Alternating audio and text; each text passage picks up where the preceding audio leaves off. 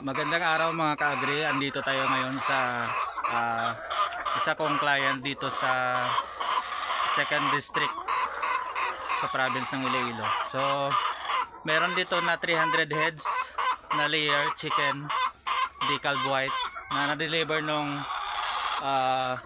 April 28. So, ngayon, mag-1 month pa lang. Tinanong ko yung caretaker dito, bali nasa 92 to 95% na yung nangingitlog. So meron na rin yata dito kanina na egg scale namin, medium to large, then may lumalabas na XL. So maganda yung pangingitlog nila, yung mula nang dumating maganda yung kalagayan ng mga manok, and then mataas yung kanilang production. So maganda yung quality ng manok na nakuha natin.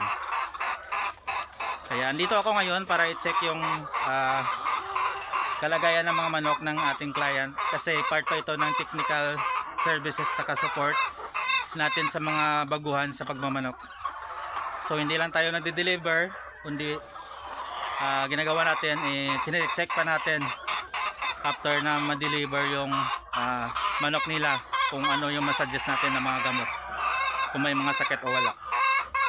So sa mga order po, meron tayong parating na manok next week.